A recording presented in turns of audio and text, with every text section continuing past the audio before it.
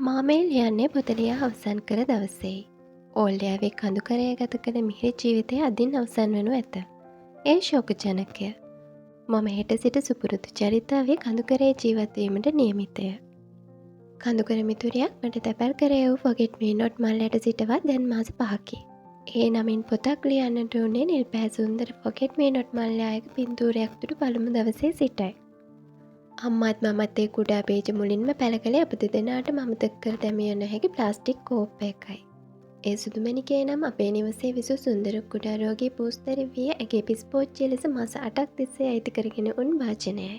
සුදුමැණිකේව මතක් වෙන මේකේ හිටවමුයි. අම්මා පරිස්සමින් තබා තිබූ වාචනය රැගෙන ආ හැටමට කිසිදා අමතක නොවනු ඇත. තවමත් මල් නොපැමිණි කුඩා පැලෑටි යායක් මගේ නිවසේ ඇත. ඒවායේ නිල්මල් කිනිති ඇති ආදර චතුරිකා අක්කා සමග ලියූ මේ පොත ඔබ කියමින් සිටිනු ඇත.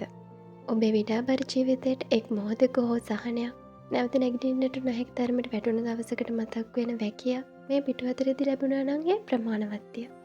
විෂාදය ඇතුළු මානසික රෝගවලින් නිහඬව සැඟවී පීඩා විඳින සියලු නිහඬ සටන්කරුවන්ට ඒ සුන්දර මිනිසුන්ට මේ පොතේ පිටුම වෙන් කර තබමි. ආදරෙන් චරිතා ඕල්යා. අතින් ලියන ලද ලිපි සිංගිති ආදර සටහන් අතින් සෑදූ සුබ පැතුම්පත් දියසායම් සිතුවම් හා ඔරිගාමි නැවුම් කෙතරම් රෝමාන්තිකදැයි ඩිජිටල් යුගයක විසින අපිට නුදුරේදීම අමතක වී යාවි.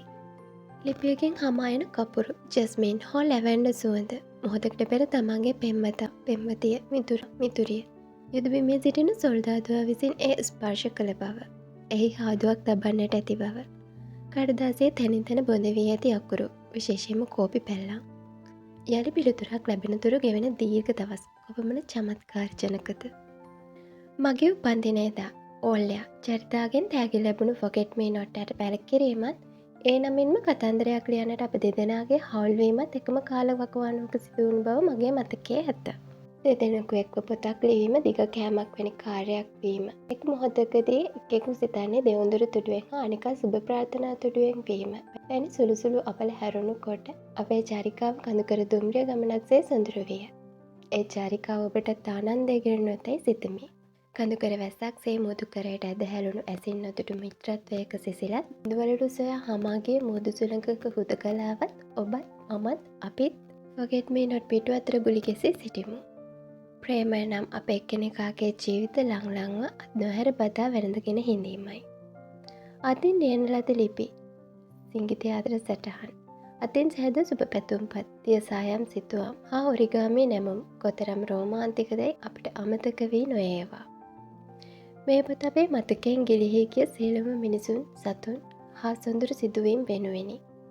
මම චතුරි යුමීසා.